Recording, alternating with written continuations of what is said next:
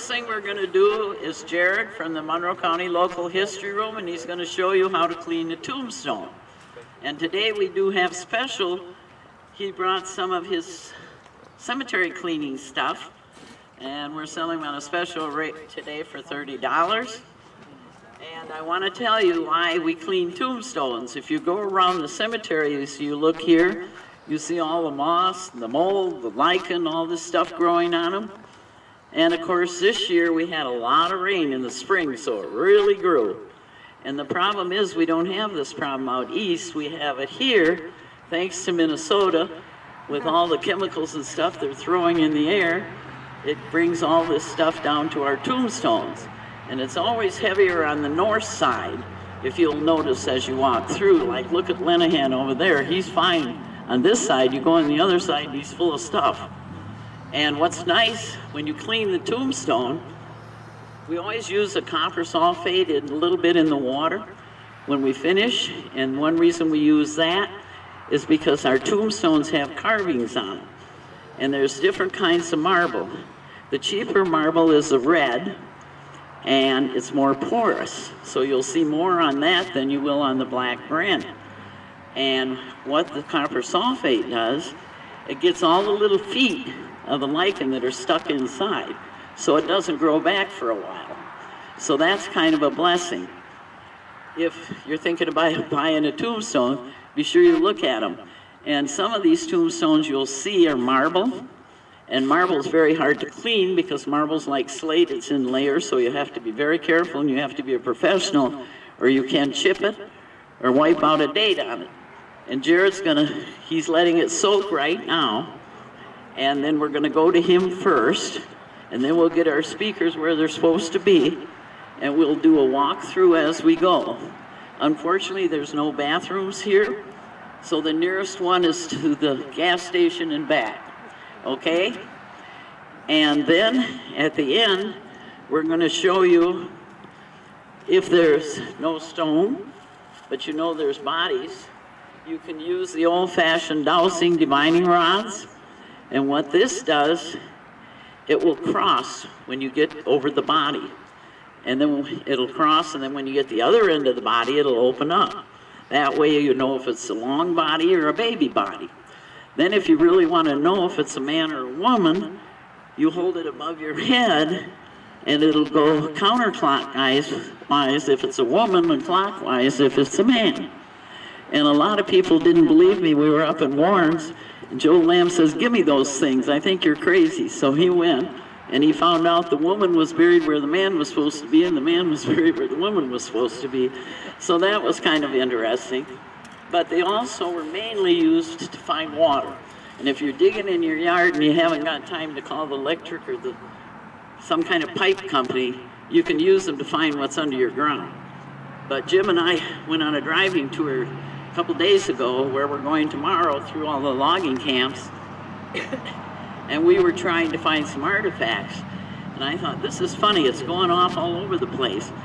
Here we went over granite, and there was something in the granite stone that made him go off, and it was a huge place right where you went down to the creek. And I remember before it got overgrown, we used to sit there and have our sandwiches because it's at Zeta. And I said to Jim, we can't dig up all the old rocks while we're looking for something's really there. But we are going on that tour tomorrow. We're meeting at the museum at 10:30. We take off at 11. We're meeting the Millston group at the Cranberry Discovery Center at Warren's. Get a bird's eye view before that.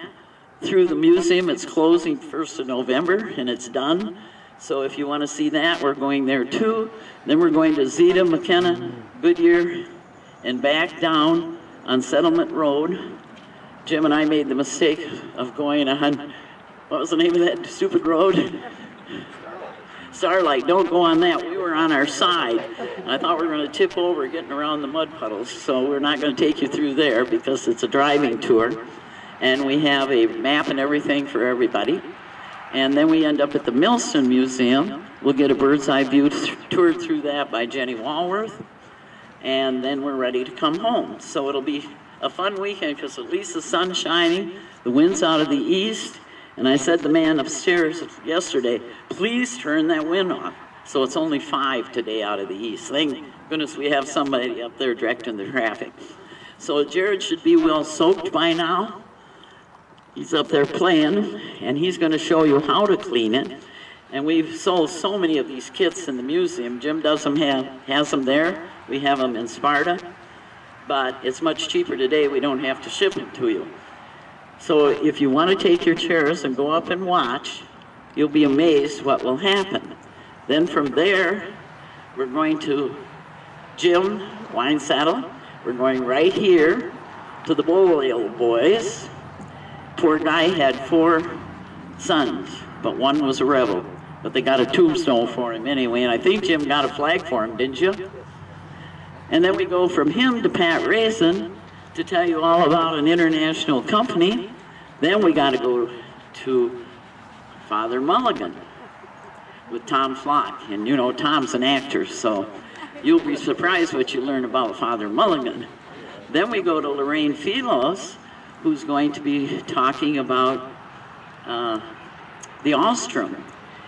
And Donovan was her maiden name, and some of the family are here today. And that's down across from him.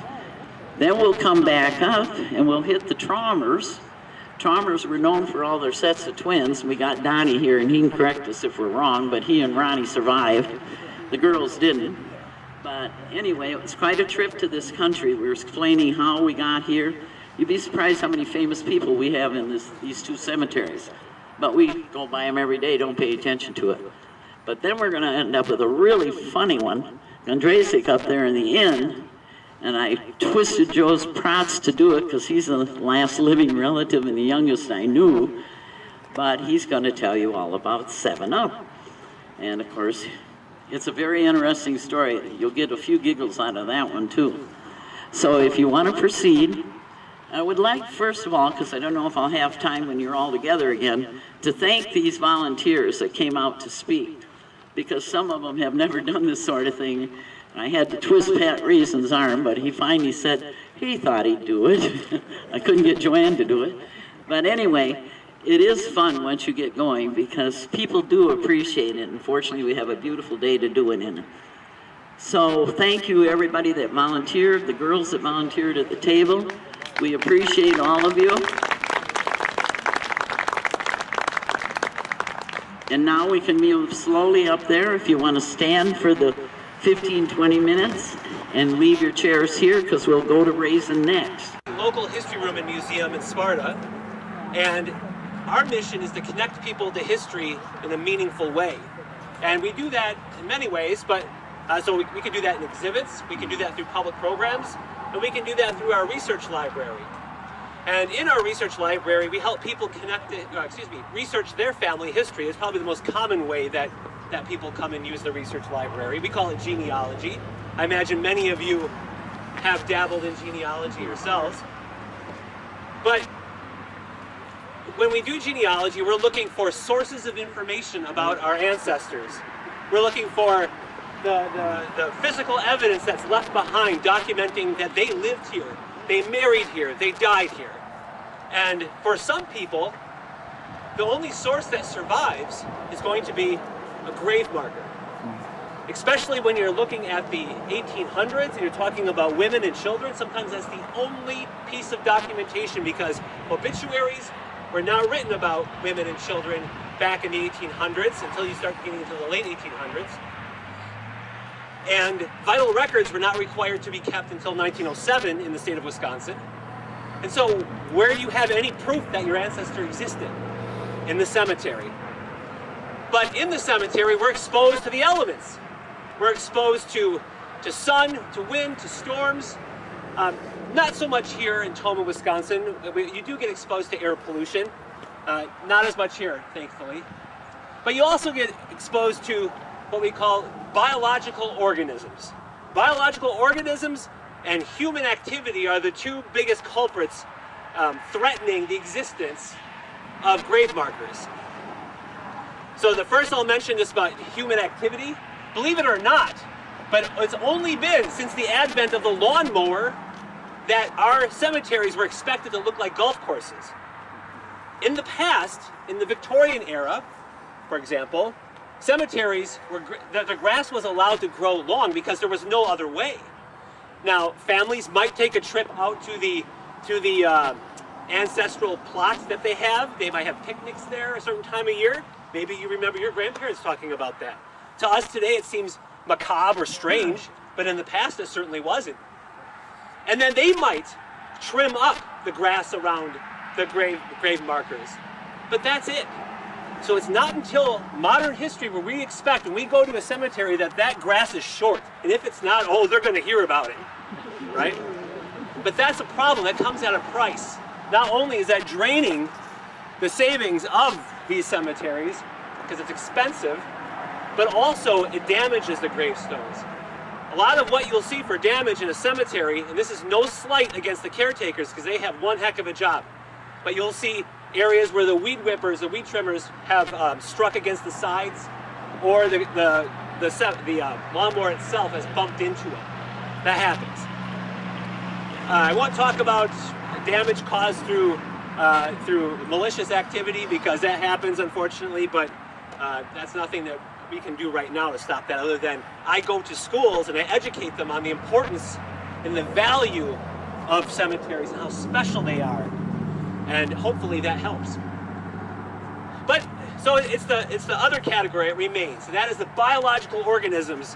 That is what's damaging grave markers. So as we look around, especially the older gravestones, we see things growing on them. We see this green mossy looking stuff. Or even, especially on this side you can see it, you might see patches of this orange blotchy something, or this black coating. Well, all of that is what we call a biological organism. It's the spores that fly through the air and ultimately land. They find a place to land, and if the conditions are right, they will grow. And sometimes they look green, sometimes they look orange, and there's a wide variety of what they are, but for the most part we would call them lichens. Lichens, the majority of them are lichens. There's some algae that grows, but what's important to understand is that as it grows on there, it is both chemically and mechanically damaging the gravestone. It's chemically damaging it because as it adheres to the stone, it is altering the surface of it. It can permanently stain it. It also mechanically damages it by, it sinks in its little feet called hyphae, and it can separate and loosen up that surface. It can trap moisture, which then will increase, will speed up the process of it falling apart on the outside. And so people like me, who are trained in how to care for cemeteries and gravestones, we want to educate folks like you so that you are equipped to properly clean gravestones. Now back 17 years ago when I started doing this, talking with colleagues of mine, they would say, Jared, don't talk to people about this. Don't promote gravestone cleaning because they're going to do it wrong and they're going to damage it. Because at that time, especially, if you go on the internet, you'd find a whole world of bad advice. Use bleach. Why don't you just repaint it? Why don't you just coat it with a poly of some sort? That'll help. All that's bad advice and it'll damage the gravestone. We have to think of cemeteries and gravestones as artifacts, like we do in the museum. We think about not so much, what can I do right now to make it look good for me and my family? No. We think about, what can I do to reset the clock, to not damage it but in the process, and hopefully so that it lasts longer. That's the way we gotta think about it. So the methods I'm gonna share with you about how to clean gravestones, it might not give you the most immediate results, but it's gonna be the best results that'll be safe for the stone for the long term. Couple quick things I'll share with you. When it comes to cleaning gravestones, the first step, I take a picture of them. I always take a picture because you want to make sure that if there's any damage, you're documenting it ahead of time so that it can't be pinned on you. But also, it'll be rewarding for you to get a before and after. This way you can document that you cleaned it. So I always take a picture, and I always test the process on a spot that's not very well seen, just to make sure that I'm not going to damage the stone through cleaning. Now, most of the gravestones that you see in this cemetery and in our part of Wisconsin are going to be made out of marble, which is what this is. Marble was the most common stone material in use throughout the 1800s in our part of the world. And then it was slowly replaced by granite. Granite is a much harder material. It can hold a polish longer. And you'll see those, like the one I'm referring to here, that maroonish color, orangish red color that says Moran on it. That's a granite. And those really weather nicely. They will last for a long time. But they still are in need of cleaning sometimes. So those are the two most common materials. We also get limestone. Limestone is what you see on the base. They often use base as limestone. It was a less expensive material, so they would use it as their base. And you'll also see it, this cemetery has, one of the cemeteries here, have some beautiful examples of the tree trunk grave markers, which were popular in the late 1800s, early 1900s, and those are made out of limestone because they could be carved intricately. They're nice. But all of this stone is very porous, so that means it drinks up water and it provides a nice habitat for these things growing on it. So we want to do no harm. When we clean these things, we want to do no harm. So I want to make sure, even though this thing is leaning, and we can talk all about what's going on here, but I did test it, make sure that I'm not going to damage it or push it over by cleaning it, because believe me, there are gravestones around here that if you go up to them and just kind of go like this, they're moving. And those you need to either not clean or be very careful as you do it, adapt your method. This one is very solid, even though it is sliding off its base. I am trained with how to reset these things, and if you have questions about how it's done, you can always contact me at the history room, but it's a very complicated process because you need special equipment. This stone, marble and granite, weighs about 150 pounds per cubic foot. You need special equipment to lift this stuff. Anyhow, getting back to cleaning. The main thing about cleaning, again, is to do no harm. That means that the tools that we use need to be softer than the stone itself. So we never use metal, no wire brushes, and people often are tempted to use wire brushes because, again, they get the job done fast. That's not what we're doing. We're doing a job done careful. So no metal brushes, no metal scrapers. I use a variety of plastic and poly and natural brushes. I like using a big brush like this for the big areas of cleaning, but then I'll use smaller brushes. Denture brushes work really nice because they have longer bristles and they're stiffer than a traditional toothbrush. I like them better. You'll also notice that the plastic of my tools is a light color. There's a reason for that. When you go to some of the big box hardware stores, they'll sell plastic scrapers, but they only sell them in black and in dark red. And what I found is if you take a red plastic scraper and you go like this with it across the face of a light gravestone, it leaves behind a trace of plastic. So even though we don't do that, obviously, I just play it safe, stick the light colored plastic. If you have this stuff at home, then you're equipped. You're equipped and you're good to go. If you don't, we do sell a gravestone cleaning kit that has all those tools in it. And we also have, we use a variety of wood picks like this with skewers. They work well for getting in the inscriptions, which this one is not an issue, but in others it is. So those are the materials you use. You also need lots of water. Now this is something that catches people off guard sometimes because they'll go to a cemetery in the middle of nowhere, they'll arrive and they realize there's no water on site. So you have to do your planning ahead. Make sure there's water on site and make sure that water isn't brown when you pump it from the ground. Sometimes it's very, very full of minerals and you don't want to use that. And then there is the cleaning solution. If anybody tells you, oh, bleach works, don't use bleach. Don't use vinegar, don't use ammonia, don't use anything that you can find under your kitchen sink. And if you have in the past, I'm not shaming you at all, because we didn't know. We know now, it's been tested in laboratory settings that those chemicals harm stones. Even dish detergent does. Again, in the short term it doesn't, but in the long term, we always have to think long term. It can lead to yellowing and breaking down of the minerals inside the stone, so we don't want to use those things. The only approved gravestone cleaner on the market right now, the only one and I go through the National Park Service. They're the ones that I look to for advice because they're the ones in charge of our national cemeteries and monuments. They have a team of conservators, scientists, who test this stuff because they have to. They screw up millions. So they don't want to screw things up. And the only product that they have tested that has been effective and safe is something called D2. It's not sold at Ace or at Menards or anything like that. You can buy it online. You can buy it at the history room. Because what I found out was that if I said you can't buy it anywhere but online, most people end up not buying it. And that's not good. They'll use something else. And so they were able, the people who manufactured it allow us to buy it and just sell it for that reason. So that is something that's non-toxic. You don't need to wear gloves, but if you're sensitive to it, you can wear gloves. I wear glasses anyhow because it's a messy business to clean this, as you'll see. It gets messy, even though you're cleaning. So I'll walk you through quickly the process of cleaning. I already started this one. Again, I took pictures. I tested to make sure it wasn't going to topple when I cleaned it. It's solid. I get it thoroughly soaked. I soak it from top to bottom. This is porous. You want to make sure that you get it good and wet, because as soon as you start loosening up this stuff, the water turns green and brown, and it can stain the stone temporarily if it's not thoroughly soaked. So you want to get it good and soaked. And then I like to use ice cream pails full of water, and then I work just by, I start by scraping.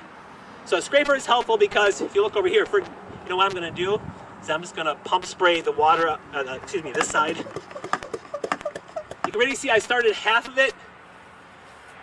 So I'm just going to get this wet again because it's dried out.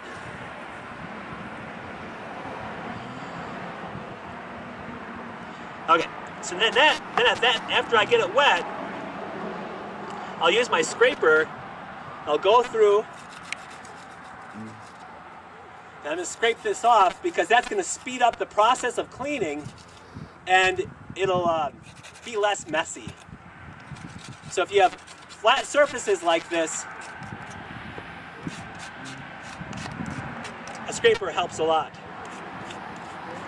Now I'm going a little faster than I normally work for the sake of not boring anybody and to keep this show rolling. Now you do want to just take your time and go slowly. All right, that's most of that. Now starting from the bottom, I will start cleaning. Let's see, I'll use this white one. I start from the bottom because if I start from the top, which is always the natural tendency, that greenish black water will drip down and it'll absorb and it'll look streaky, and I don't like that. So I start from the bottom when it comes to these big ones. And you just use elbow tray. I like to use a bucket like this because it's going to be so gross, this water is. Now I had tested this method before, and I'm feeling it. There's no grit. I am not eroding the stone. And that's important. Some stones you might. But right now, you can see, I mean, all I've done is just scrubbed with that big scrubber, and it's already getting clean. Water in itself does a lot of good work. I'm not killing anything, so it's going to grow back. It's going to grow back faster. It always grows back, no matter what you do, but it's going to grow back faster. But water itself is helpful. My water is getting dirty, and so I'm just going to keep on cleaning that. Once I've cleaned it just with water, then I'm going to go over it with the D2. Now I buy it by the gallon, and I pour it in my small bottles like this. You spray the D2 on, just let it sit for like 5 minutes, and then after it sat there for a while, you go back over it one more time. You will get some suds action. It does have a detergent in it that helps get rid of some of the surface and below the surface dirt and grime. Okay, the question was, am I using it full strength? The answer is yes. I always use it full strength. So after I scrub that, you know, if I've done the whole thing, I let it sit a little bit longer. I never let the stone dry out. And then once it's set for a little bit, I'll rinse it. Now, depending upon your level of concern for something, you can just leave it now and can say you're done if the whole stone was like that. You say, I'm done. One thing important to remember about D2 is that it'll continue to work once you walk away. This stuff is under the surface, and it'll continue to kill the biological growth. And as it rains over the next few weeks, few months, this thing is going to get lighter in color. So that is something that always surprises me. I'll go back a year later and check, like, oh my gosh, this even looks better than my after picture did. So that's important. The other thing I get asked is, how long does it take until it grows back? And the answer is, it really depends. How long did it take for this to get to this point? You know, I don't know, but I can tell you I've done this long enough now that I can go back to cemeteries, check on gravestones, and some that I cleaned 10 years ago look like I just walked away yesterday. Perfect, nothing's growing on it. Others have growth. And there is no rhyme or reason for it because I use the same method. It has to do with the environment around it. Stuff will grow back, but again, we are resetting the clock. That's what we're doing. We're giving it more life. What you can do is that once a year, if you want to, after you've done the hard work of scrubbing and cleaning, once a year you come back and you bring 2 things with you. One, a gallon of water, and the other, your bottle of D2. And you just pour the water on, get it wet, or come after a rain, and then you spray some D2 on, and you just let it sit on there, and you walk away. That's just a maintenance phase of it. It'll do its job again. It's not harming the stone. So that's something you can do. You can do a maintenance phase every 1 or 2 years after you clean the stone. And we find that by doing this, we're helping to preserve the stones, we're making it easier to read the inscriptions, and by doing that, it's going to help people in the future research their family history. There's so much more we can talk about when it comes to cemeteries, but I want to make sure we get you onto the rest of the program today. But again, my name is Jared Roll. I'm the director of the History Room in Sparta, Wisconsin. I also own a company called Save Your Stones. Been doing that as a side thing for about 17 years, where I give talks and then also go around and clean people's gravestones. But I'm always available to answer questions if you have any about certain situations, certain gravestones. And if I don't know how to do it, I'll do my best to direct you to it. But I will tell you this, if you want a gravestone repaired, it is very difficult to find anybody who does that work, because it's an art. It takes art, materials, it costs thousands and thousands of dollars if you can actually find someone who can do it. That's why a lot of people end up just learning themselves. And I can direct you the resources if you wanted to learn how to do that. I myself, I don't dabble much in that because it's not reasonable, it's not practical. Do you have a question? Yes? Is there an expiration date on this D2? Sure. Question about expiration date on the D2. What I was told by the manufacturers, no expiration date. You can have it sit for 6 years, 8 years, and it doesn't decrease in potency. You just don't want to let it freeze, that's all. I was told don't let it freeze. Other questions about gravestone cleaning? Yes, Patrick. I know this is old, but is there anybody, if this tipped and became so damaged that you couldn't repair it, can it be replaced as was? Okay, the question was, what happens if you have a gravestone, a grave marker that gets so damaged that it can't be put back together again? Can it be replaced as it was? You can hire a monument company and you can special order marble still. So you would be able to do that if you had a picture of how it looked and say, I want it just like this. You can special order those things. Yes? Can you use that on concrete? Can you use D2 on concrete? The answer is yes. You can use it on concrete as well. Any stone, any concrete. Now, right behind me is this brown colored grave marker that really confounded us. I'm thinking that is a brown sandstone, which is an uncommon stone type. It's not unheard of, but it's uncommon in where we live. In other areas it's used more. I'm not 100% sure, but as I tested its cleaning process, I didn't feel comfortable doing what's called mechanical cleaning, and that is the hand scrubbing. So what I'm going to do is I'm going to get that wet after we're finished here and you're moving on. I'm going to soak it and I'm going to spray it with D2 and just let it do the spray and walk away method, which is what D2 claims you can do. I don't find a lot of success with it. I find more success with mechanical plus spray, but this one here, I don't feel comfortable scrubbing it. So I'm just going to get it wet, spray, walk away, and I'm going to come back, sometime in the future and just check on it to see how it is, because I've never seen that material before, and I don't want to do more harm than what I see there. Okay. Well, listen, I'm going to be sticking around here because I've got work to do here yet. And so if you're around later, you want to ask any questions or share any stories about your own, come back around again. Otherwise, you can see me at the History Room Tuesday through Saturdays. Thanks for stopping in. Morning. My name is Hugh Boyle, and I was born in Ireland in 1804. I married my sweetheart, Susanna McKeever, in 1834, and we sailed for America, leaving Liverpool, England, and arriving in New York as the potato famine was starting and was chasing us all off the Green Isle. Arriving first in New Hampshire, I tried to get work, but there was such a ban against hiring Irish Catholics.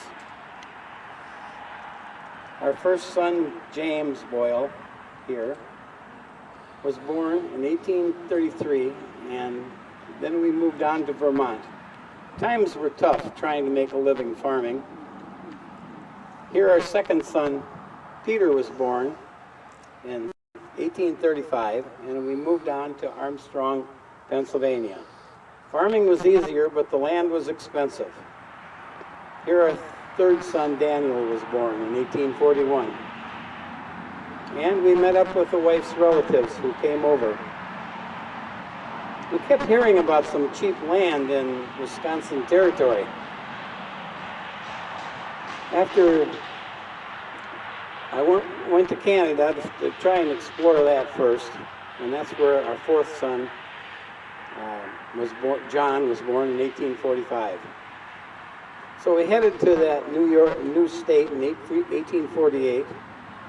Arriving in Walworth County, we met up with others. Several were talking about heading north to a place called Tomah. So after arriving and clearing the land and selling off the timber to the Crossett sawmill down the road, I was able to buy a horse and a cow. My son John came home with a couple of chickens. He said he found them in the woods.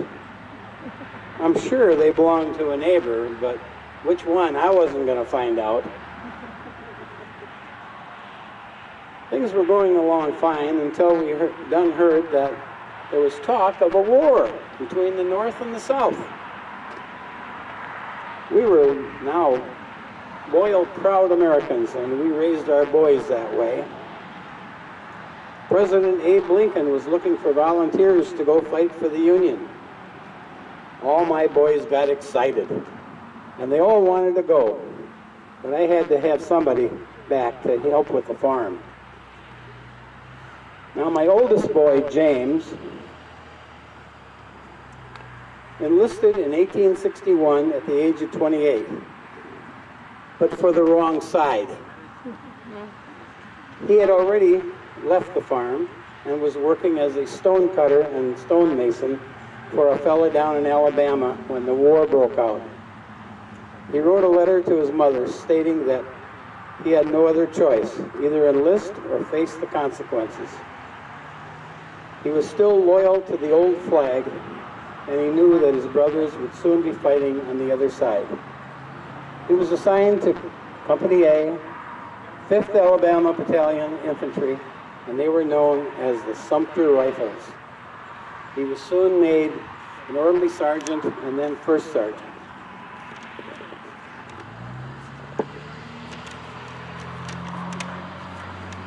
He fought at the battles of Mechanicsville and other places, but he was killed in action at Gaines Mills, Virginia, on the 27th of June, 1862, near Richmond.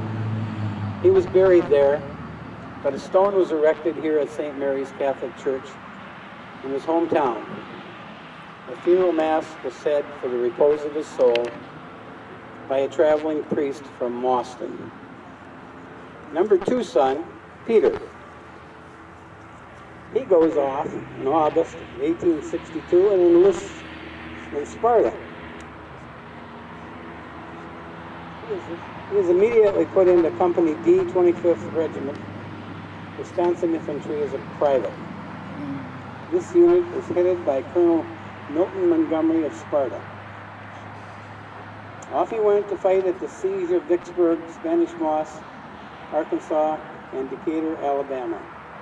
And this is where he was captured on the 22nd of July, 1863. And he was sent to a POW camp at Andersonville, Alabama. After enduring a year with the filth, dirty water, and diseases, he died there of diphtheria on the 4th of September, 1864. Like many of the other men who died there, he was placed in a mass grave. A notice was sent to the family of his death after the war, and another tombstone was erected at St. Mary's Cemetery, and another mass was said at St. Mary's Catholic Church in Tomah. Now our third son, Daniel, was paid by another man, Charles Guy from Douglas in Marquette County, to serve for him. This was not unusual because people could pay other people to go fight for them. He enlisted in November of 1862, and Daniel served in Company A, 34th Regiment, volunteer infantry as a private. He was mustered out in September of 1863 and served only in guarding military posts during the war. He never married, and after the war he went back to Marquette County and worked for Mr. Guy. However, he died shortly after returning, and his body was shipped back here to Tomah, and he is buried here at St. Mary's Cemetery, and another Mass was said at St. Mary's Cemetery, or St. Mary's Church. Now our fourth son,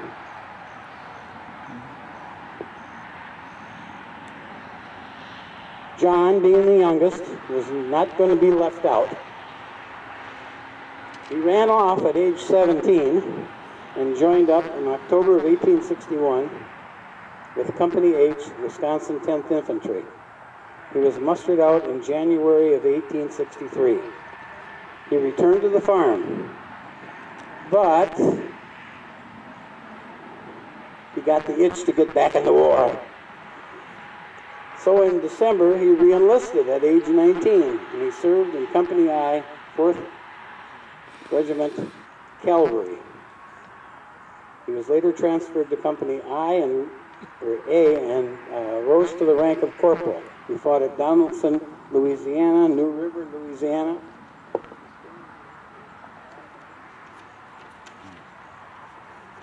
And Baton Rouge, the siege of Mobile, and several other battles. He was wounded and he was captured. He was sent to Libby Prison in Virginia. His health was real bad, but he served till the end of the war. And he was mustered out in 1866. He returned to Wisconsin and got married and had 3 children and lived in Wilton. He and his in-laws moved to Kansas to help with his health. He died in California, but was returned to Kansas to be buried. But another tombstone was put up to remember him at St. Mary's Cemetery, and another Mass was said at St. Mary's Catholic Church in Tomah. Do you not think that us Irish immigrants are not proud of America? We gave you 4 sons, and my brother Dennis also served and died in that great war in 1863 and is buried here. At least we not forget our daughters, Catherine, Margaret, Mary, Bridget, and Teresa, all of whom helped with the farm when their brothers went off to war. I died on March 23rd, 1876. 1876, the 100th year of America. God bless America and my son. Thank you.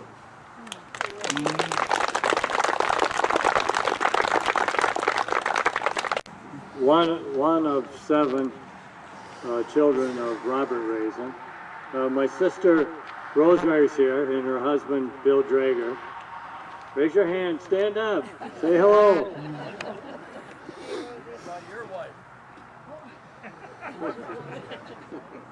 My wife is right over here, Judy. She's a little shy, she's sitting in the back. Being quiet. When I get back, she'll tell me all the mistakes I made. Okay, I'm going to make this presentation as if my dad was speaking. So if it sounds a little funny, just keep that in mind. My name is Robert George Raisin. I was born in Rudolph, Wisconsin on November 18, 1923. My father was Robert E. My mother was Edith Herms Raisin. I had 2 older sisters, Alice and Florence, and 2 older brothers, Clarence and John. Our family lived on a farm near Rudolph, and in 1937 my father sold the farm and bought a cranberry marsh in LaGrange, Township. That cranberry marsh now goes by the name of North Tomah Cranberry. My nephew, John Raisin, owns and operates that marsh.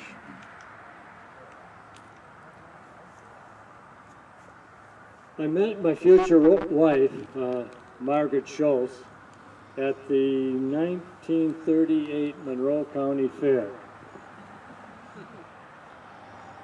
We dated while she attended high school, the Tomah High School. I did not go to high school. I only had 8 grades of schooling. In the summer of 1942, I had a job out at Camp McCoy, now known as Fort McCoy, running a drag line on a project out there. The way I got that job, I learned how to run construction equipment in the cranberry marsh. And I went out there and I heard about this job. I went out there and I asked, well, the foreman that was running this drag line, I says, I'd like to get a job running that drag line for you. And the guy said, no. You're too young.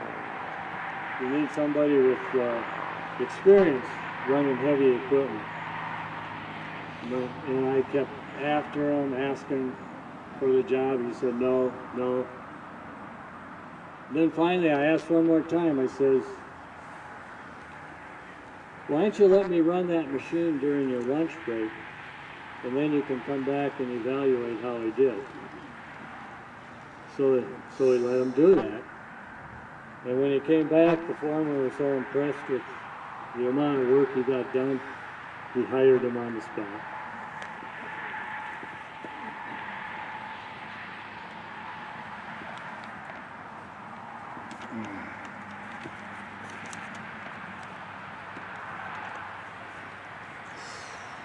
Later that year in December, I got married to Margaret at the St. Mary's Catholic Church. And I was married by Father Bruderman. I don't know if anyone goes back that far, but he was the priest that married us.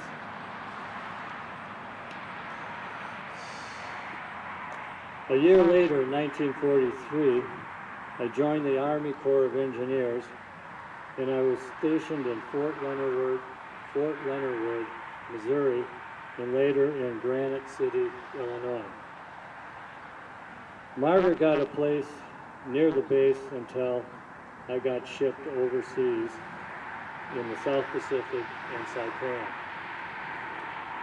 While in the service, I received the rank of Staff Sergeant.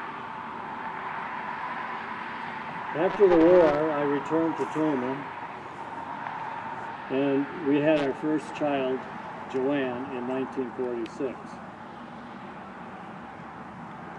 In 1949, we had a son, Douglas, and as time went on, we had 5 additional children. Michael in 1951, Patrick in 1953,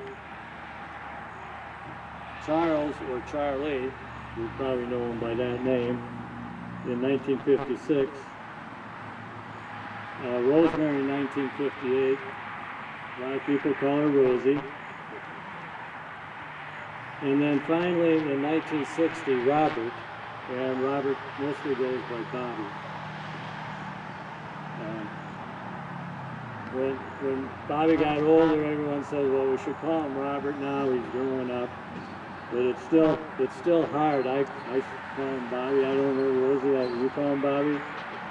So he's Bobby to us. In 1950, at the age 26, I started Raisin Construction Company. With one machine, I was digging basements and drainage ditches in the Tomah area. This led to bidding and doing a construction job, my first construction job, putting in sewer and water pipe in Lisbon, Wisconsin.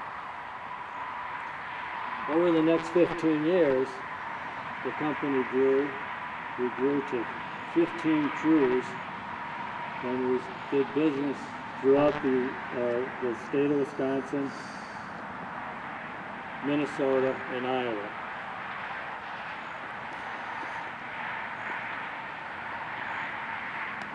In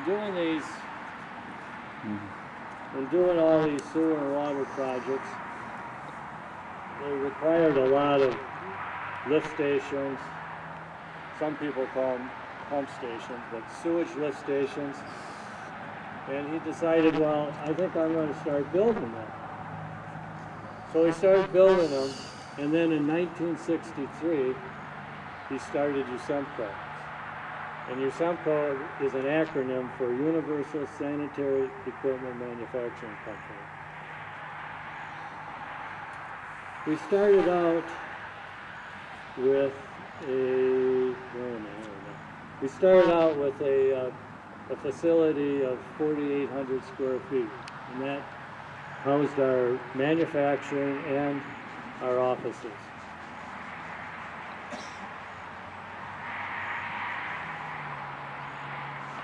At first, we sold the lift stations just to the local contractors in the state of Wisconsin. Then as time went on, we sold them to the contractors in the neighboring states. And then later, we ended up selling them throughout the United States. In October of 1968, Governor Knowles broke ground for our new 17,000 square foot building. This manufacturing facility is still out there east of Tomah, just north of I-90, right there by the intersection of 12 and 16. At the time, it was a state-of-the-art manufacturing facility. We had 3 5-ton overhead cranes.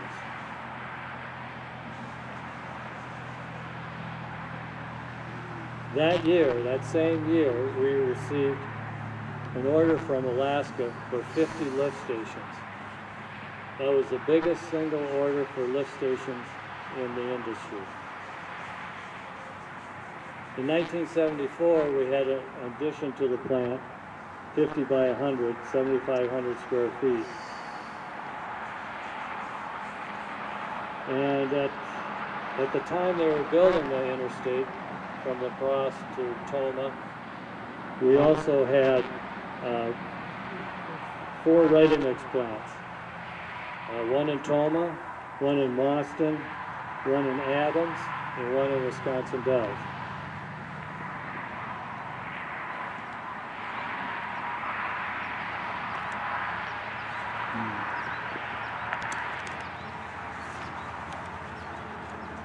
Structure for sewage lift stations. This was a very rigid structure for larger lift stations. The structural design required 15% less steel and took 15% less labor to manufacture. We ended up naming this and trademarking it the peanut. And the peanut got its name because it kind of had a peanut shape. My wife and I have a strong faith, and we're members of the St. Mary's Catholic Church. I was an active member of the 4th Degree Knights of Columbus.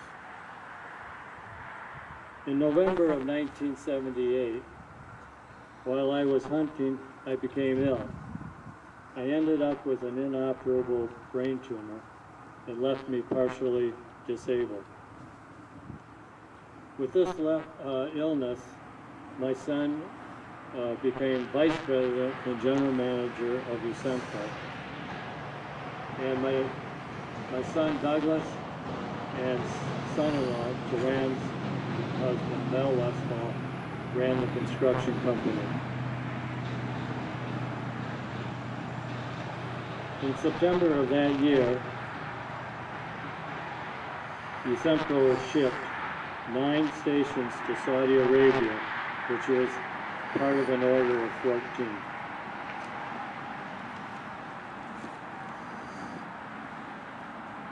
We also ship lift stations to Hawaii, Mexico, the Truk Islands in the South Pacific, and to the islands in the Caribbean. At the time of my death, Yusenko had about 80 employees.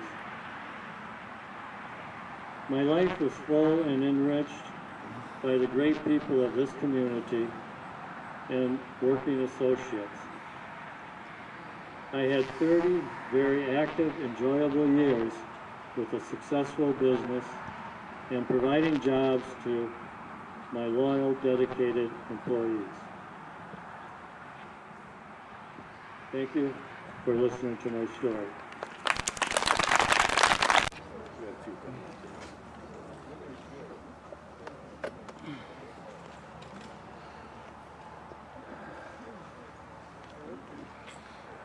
Good morning, everyone. Thanks for coming.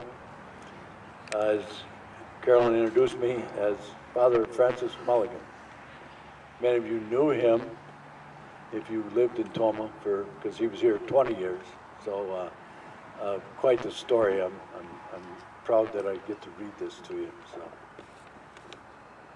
greetings to my flock.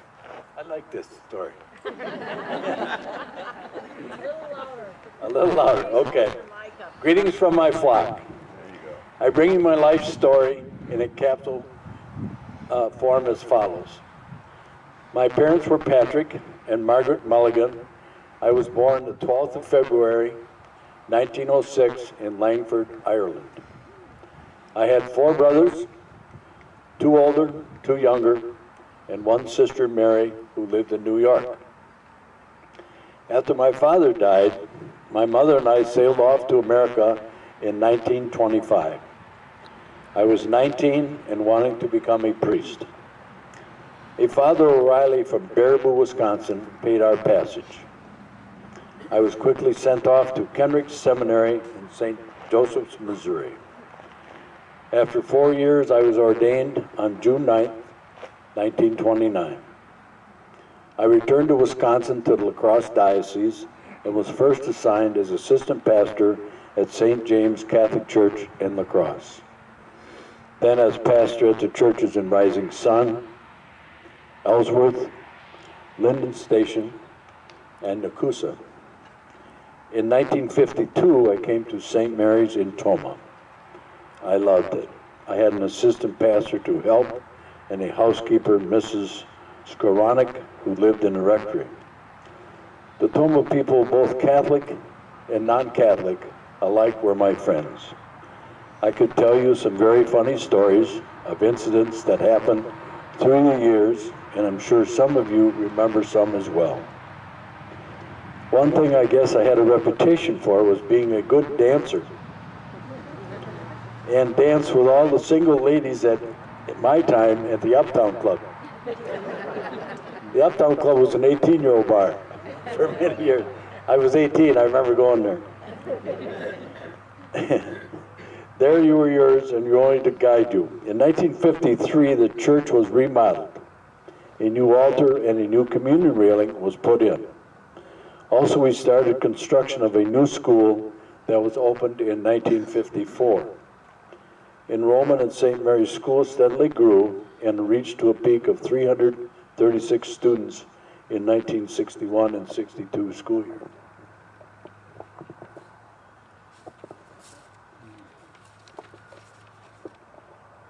On November 28th, 1964, I said my first Mass at St. Mary's in English rather than Latin. That was a big change. I remember being a Mass server and we did everything in Latin, so that's the way it was. And that was the first time I faced the people. And you're right, if you were Catholic, you never, the priest, you didn't see him, you saw his back. These resulted in the Vatican, this came from the Vatican #2. I retired in 1972 after 20 years at St. Mary's, and they threw me one big party. Maybe some of you were glad to get rid of me. Oh yes, I did get to be a real American when I was naturalized at age 29 in 1935 in Prairie du Chien. I might mention that I was drafted during World War II and was an Army chaplain in the South Pacific Theater. I also served in the reserves afterward, and I attained the rank of major and was a proud member of the American Legion in Tomah. I died on Sunday, May 14th, 1978, at the age of 72, at my home of my niece in North Miami, Florida. May 14th is a feast of St. Matthias, the patron saint of alcoholics. What a coincidence. The funeral mass was big. The funeral mass was big deal for Tomah, with the Most Reverend Frederick Frecking, Bishop of La Crosse, officiating. Lots of priests and pastors and others of faith attended the service. The American Legion Post 201 provided the military rights here at the graveside. I never got to say thank you or goodbye to all my Tomah friends, but I most certainly enjoyed your hospitality. A great city to live in. God bless you all. I got to do with the other hand. In the name of Patri, Filii, Spiritus. Amen. How's that? Terrible snowstorm. She was 8 years old, and she was in the hospital, and Father Mulligan was there visiting. He visited everybody. He didn't care what religion you were. But he sat on her bed and talked to her for quite some time, and she said she had a collar around her neck that had ice on it to keep the swelling down. He sat there and ate her whole dinner. And he said, obviously you can't eat this ice cream. And she was so excited, she said, but I just couldn't eat it, so I ate the ice cream too. So that was him. But again, the stories I heard from my father-in-law, just a well thought of man in our community. Didn't make any difference, like say what religion you were. You were could be part of his life. So my mother, he came to Wilton. I left, I went to Vietnam in 1967. And he came to Wilton for a couple of years because my mother was his housekeeper and cooked for him. And I knew he liked to party because he would invite 7 or 8 priests in, and she had to cook for all of them. So I remember her doing all that. So we're good. Again, thank you for coming. My name is Ashley Lorraine Filos, and I'm representing Marguerite A. Is that better? Yes. Okay, thank you. My name is Marguerite A. Donovan Ahlstrom. I was known as Peg to my friends. I was born on August 27, 1921, to Timothy P. and Elizabeth Linehan Donovan in Tomah. I was the middle child with an older sister, Catherine May, and a younger sister, Teresa. I attended St. Mary's Grade School and graduated as valedictorian from Tomah High School. While in high school, I was on the debate team as a sophomore along with senior boys.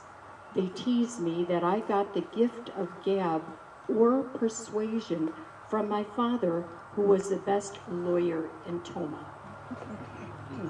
I attended Marquette University and later graduated from the University of Minnesota with a degree in medical technology. World War II was started, and President Roosevelt signed the Navy Women's Reserve Act into law, creating what is commonly known as the waves. I enthusiastically enlisted and was sent off to Maryland. After the war, I returned to Tomah and was first employed as a stenographer at the Farmers and Merchants Bank, where my father was president of the board of directors. Then I was employed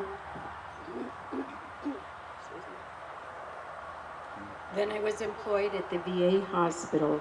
Then I met the love of my life, Dr. Randall W. Ahlstrom, and on June 21st, 1952, we were married at St. Mary's Catholic Church by Father John Brudeman and Father George Nelson.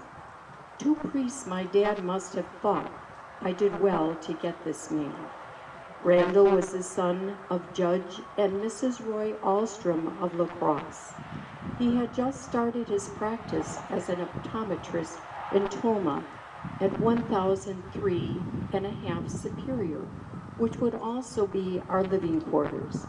My wedding dress was really quite simple: a white rose petal lace and a nylon truffle over satin, with the fingertip veiling held in a beaded lace headdress with white roses. My sister Catherine Kent was maid of honor, who came from Riverside, California.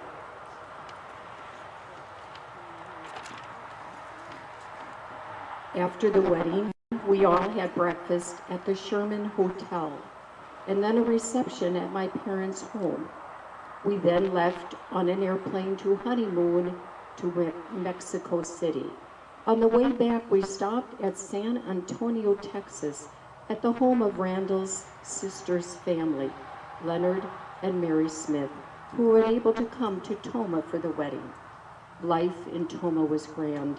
I stopped working once I was pregnant with William, who was born July 1953, and followed by John in 1956, Mary in 1957, Jane in 1961, and finally Ruth in 1962.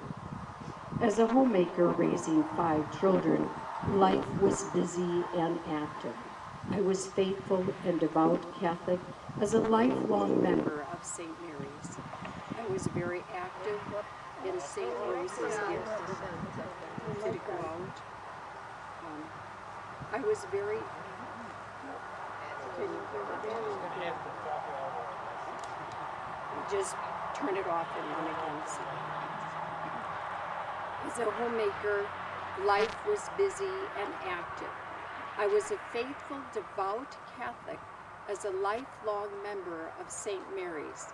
I was very active in St. Rose's Guild. St. Mary's Garden was a special project in my life to identify and honor those nuns who were from our church or who have served.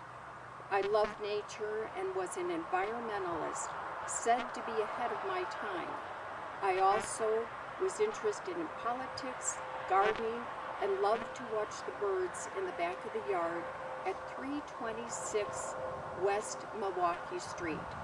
When my health declined, Randall and I moved to the Madison area in 2002, where our daughters live. I moved into a Catholic nursing home called Nazareth House in Stoughton, where I passed away after 3 years on July 6, 2005. The funeral mass took place at St. Mary's in Tomah with the very Reverend Stephen J. Catchell officiating. Randall passed away April 13, 2016 in Middleton and is buried here beside me. Thank you for coming and have a pleasant day. Good morning. I'm not pretending to be anybody but me, but I would like to share the travels and the experiences of the Traumer family from 1936 to now, and from Germany to the United States. So we'll start with Joseph and Mary Schedlebauer Traumer from Gieselhoring, Germany. And if I say that wrong, I apologize. They left in 1867 and traveled by ship to the United States with their 2 sons, John and Joseph, and a baby daughter who unfortunately died during the travel and was buried at sea. After arriving in the United States, they moved to Watertown, Wisconsin, and resided there for a short time, then moved to the township of Oakdale, Wisconsin. In Oakdale, they homesteaded a plot of land, started farming, and he worked for the railroad. Joseph and Mary had 7 more children. Prolific people, prolific. 5 girls and 2 boys. Now, Joseph was born in 1936 and lived to the age of 68, dying in 1904 of a heart attack. However, Mary was born in Zell, Germany in 1841 and lived to the ripe old age of 95 and passed away in 1936. Joseph and Mary's son, Joseph, married Pauline Hound.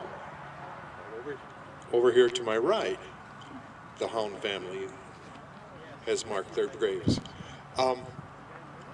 In 1904 and started farming in Clifton, Wisconsin. Joseph and Pauline had 4 sons, Oscar, William, Leo and Leonard, who were twins, but unfortunately Leo died at birth. At the time that Joseph and Mary retired, they moved to Tomah. Now Joseph was born in 1865 and died at the age of 75 in 1940, and like his father, died of a heart attack. While Mary was born in the same year as her husband and died in 1956 at the age of 91. At this point, I will make this opportunity. When you get married to a Traumer boy, your life seems to get longer. It's amazing, amazing. And as you listen, you'll hear it again.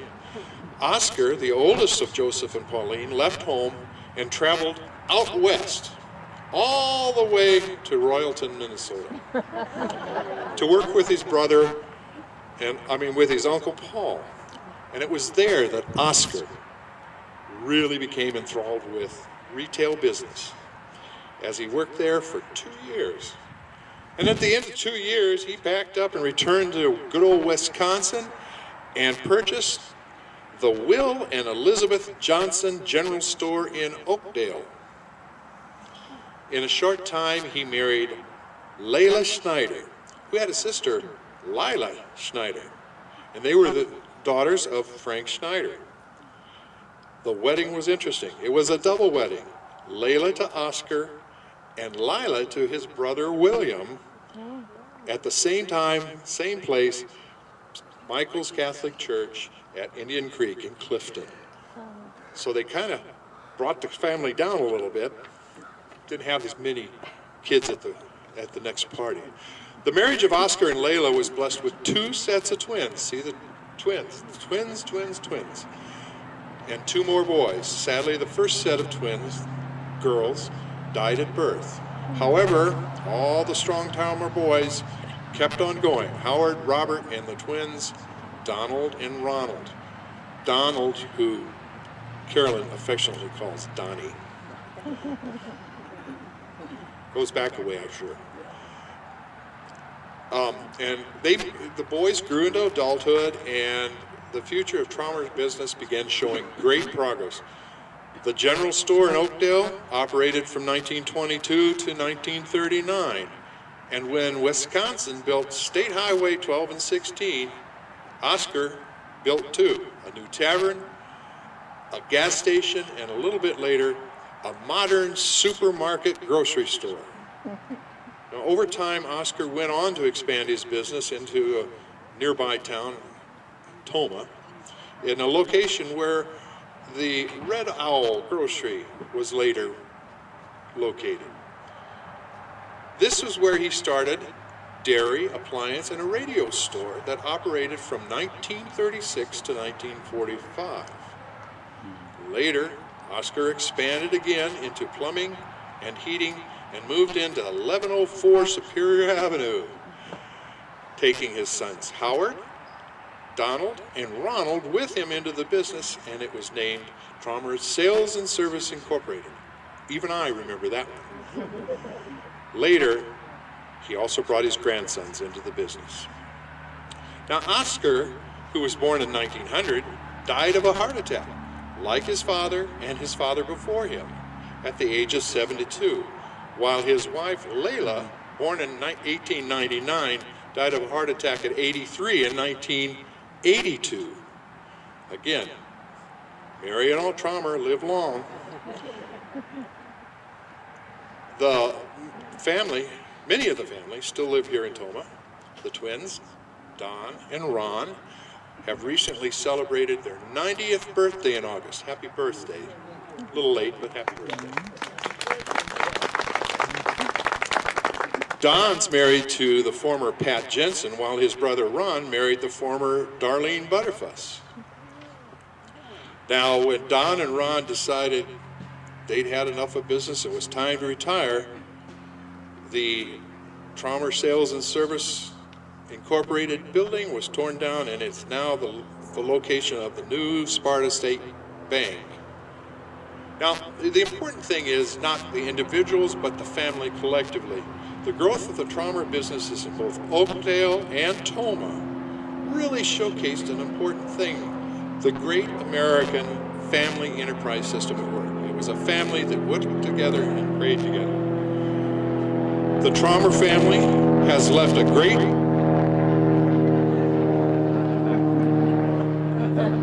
The Traumer family has left a great business heritage for the family to follow in their footsteps.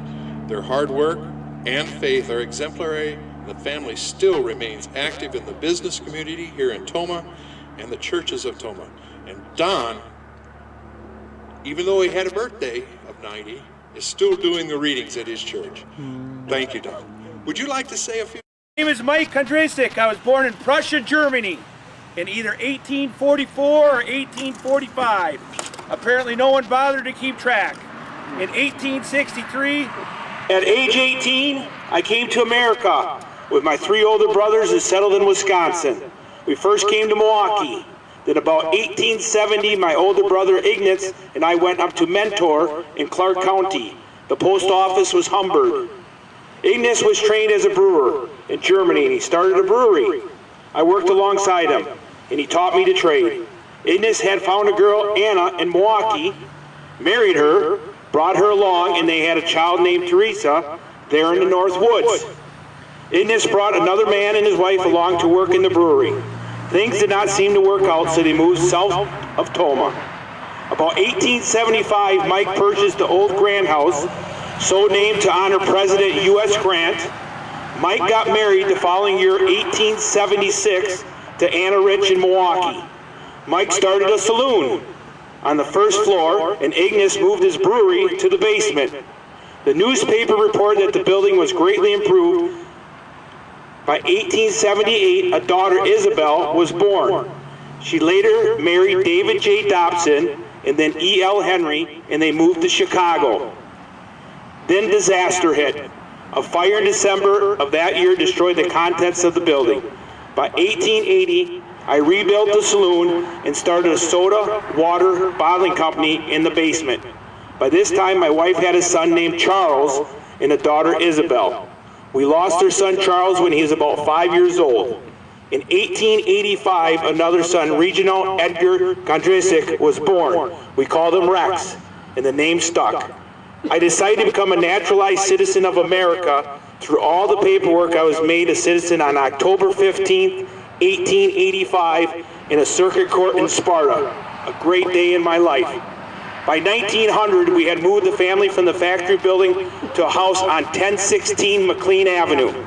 Isabel was 21 and Rex was 13. The pop factory was doing well. My brother Ignatz was now living on Glendale Avenue and was in the ice business. By 1910, I was 64 and Rex took over the pop factory. We hired one of my brother Ignatz's stepsons as a truck driver for deliveries. 1912 was a banner year. We were able to advertise in a newspaper, and our distribution was area-wide. By 1915, we were making 4 flavors: grape, orange, soda, and mineral water. After a lingering illness, I passed away on Wednesday, March 14th, 1917, at the age of 71 at my home. It was a large funeral at St. Mary's Church. Father Louis Wurst officiated. Relatives from away as far as Chicago, Milwaukee, Watertown, and Eau Claire attended the funeral. After my death, my son Rex took over the business. Rex built and moved the business to 114 West Juneau Street. He renamed the business Tomah Bottling Company. Carl Giesler and George Kelk purchased the business from Rex in 1934, and it operated as a partnership until 1945 when Mr. Kelk purchased Mr. Giesler's interest. Mr. Kelp operated it as an individual until 1952 when Bruce Heilman and Harv Protz purchased the interest. The Tomah plant had the local franchise for the manufacture of 7-Up since 1930, and it served most of the western Wisconsin counties. They also manufactured for other brands, including Howdy Sodas. Tomah 7-Up went on to move to 2 other locations, one at 510 North Superior Avenue in 1957, and in 1977 to the present location at 110 Syme Avenue. So the colored Hutchison soda bottles, as you see, some go back even further. There's some are in the Hall of Fame.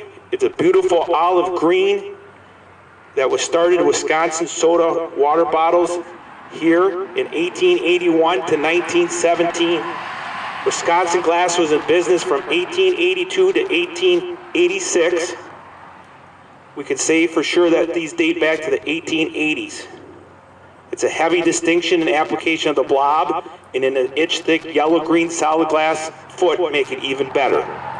So the question is, why do they call it 7-Up? The soda was first known as Bib Label Lithiated Lemon Lime Soda. Bib label referred to the paper labels intended on using, while lithiated referred to the lithium in the formula. Lithium was largely presumed to be a healthful chemical at the time, to give you an up. The long name was eventually changed to 7-Up Lithiated Lemon Soda, and then just 7-Up in 1936. So 7-Up had initial 7 ingredients: sugar, carbonated water, essence of lemon, and lime oils, citric acid, sodium citrate, and lithium citrate. The up part of the name referred to the lithium mood lift. So there you have 7-Up. Thank you. All right, so on this portion of the community update, you've been watching the Spirit Walk out here at St. Mary's Cemetery, going on Saturday, October 1st. Spirit Walk out at St. Mary's Cemetery. Thanks to everybody that participated, and we hope you enjoyed it. Thank you for coming.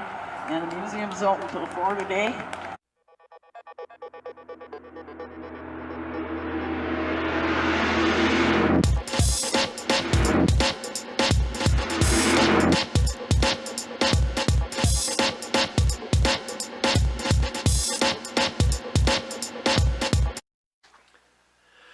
Well, as the community effort continues, we sit down with District Administrator Mike Hanson. Mike, we want to talk about some of the things on your school board agenda.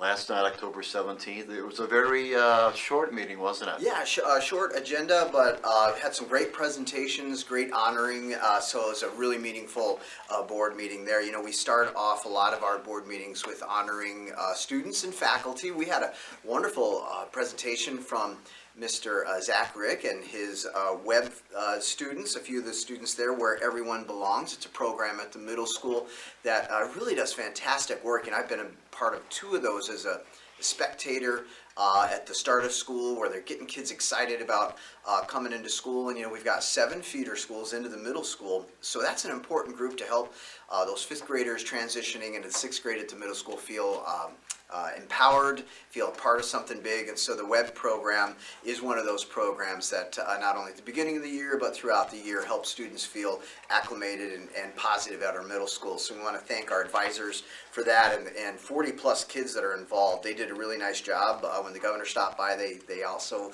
escorted him and his group through the middle school, so that was just powerful piece there. And then it is also, we're celebrating November is Fire Prevention Month, and Mr. Genevico, our Warrens and Wyville principal, presented some pictures of all the things that have been happening throughout the district, the different buildings, and the types of curriculum that they use. We want to thank our local businesses and especially our fire department for putting that together and knowing that it's not just the month of November, but all year long. We're doing great things together with our law enforcement and first responders, and so November is very exciting with the fire prevention.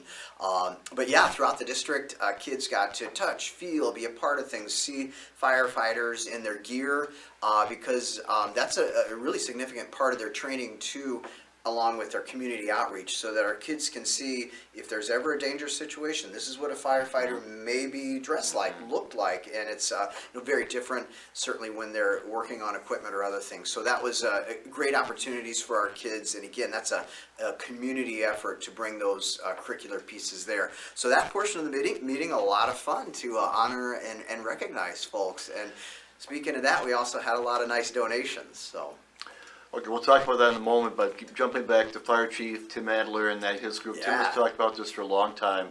They really emphasize the younger kids, the elementary schools, because that's really, when it comes to fire prevention, that's really it all starts, doesn't it? You bet. There are a lot of pictures with the kids in the department, around the vehicles, and you could tell they were doing some of the work of, you could see that stop, drop, and roll. I think they're working on some of those things.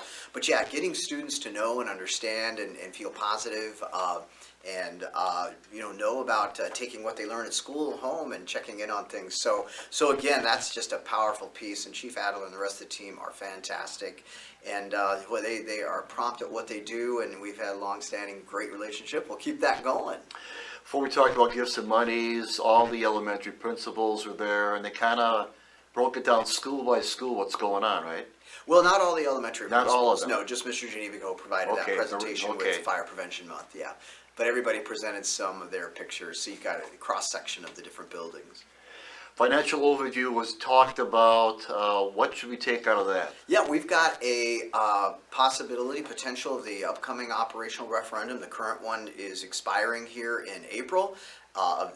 This year, the end of this year, so the board continues its discussion of the possibilities of what we may need for the future, and building those information points, talking about what are the goals budget-wise for the district and how we want to get to that in the future. So Michelle Clark, our business official, provided a really nice presentation on that as the board continues its leadership discussions and development of possible plans forward. So we'll have that up on our agenda for everybody, but just walking through the presentation of what's been expended through ESSER funds, and then as we look to the future, what are some of the district priorities there? And certainly all of our programs play a huge role in the educational experiences of our students. So we continue to roll and talk about those things. Very important topic in the state of Wisconsin. Hundreds of districts are having these conversations too. So it's a powerful time for advocacy, for information, for genuine discussions about where we're at now, where we want to go in the future, and bring those information pieces out, possibly through a potential operational referendum. So the board will continue that, and then around that December and January timeframe, there may be an action item there, but we'll continue those conversations.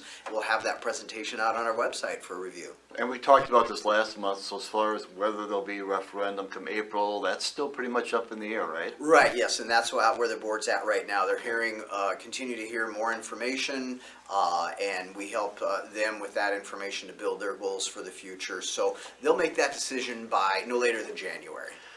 And also an overnight trip for the bus, for the band kids, overnight trip, they're going on that, is that correct? Right, our high school band, we had some members get accepted to Gustavus Adolphus University. I don't know if I'm saying that correct, but what I do know about their university, an incredible music department there. So collegiate level opportunity for our high school kids that were able to audition and get into some of that training. Mr. Knepker, our band director, is organizing all of this. So again, it speaks highly to the strong academic programs we have, and also the co-curriculars that really benefit our kids in so many ways too. So it's that whole educating the whole child, I guess you could say, and that's an important piece when we want to thank Alex, our director, and all the kids that made it, and the board has approved those in the past as well. Okay, now we talked off there, you said it was a short meeting, but we did have a lot of money for gifts and it was stuff like that. So talk about that for me, if you don't mind, Mike. You bet. No, we had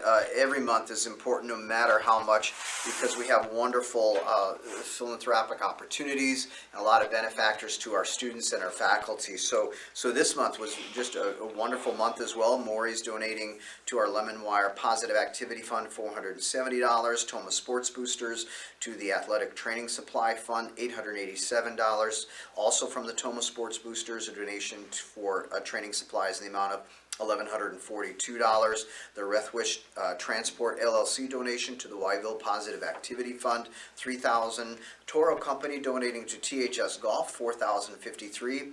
Warren's Cranberry Festival Parade stipend to the high school band in the amount of $475, and from Walmart, a donation to the Tomah Middle School Positive Activity Fund for positive behavioral interventions and supports, $250. Warren's Cranberry Festival Parade stipend also donated to the middle school band in the amount of $395, and Tomah Youth Wrestling donating to the Tomah High School Wrestling Program $10,071, and at $20,740, a wonderful month. And again, no matter how much per month, just tremendous opportunities from wonderful organizations who are dedicated to our kids and really help our district grow as an organization, and especially for our youth. So want to thank them for what they've done.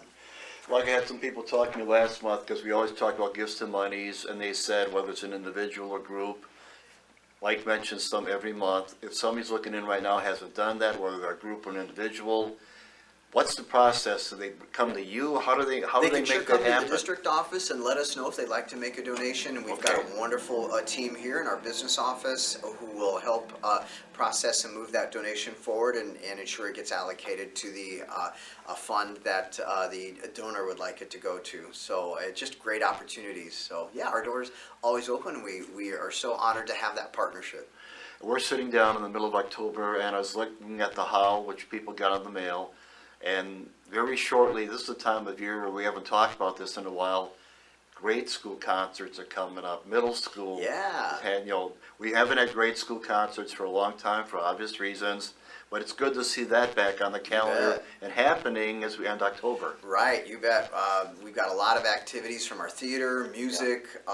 We're wrapping up fall sports, heading into winter sports. So a lot of things happen through the seasons here, especially as you get deeper into October and into November. So we're so honored and grateful for all the work our kids have done through our fall piece. And as we head into winter, knowing that we've got a lot of kids that continue to take part in those activities. But boy, check our social media platforms, our websites, building websites. There's a lot going on for everyone to enjoy. We're just very proud of our students and our advisors and our coaches for all the work they put into that.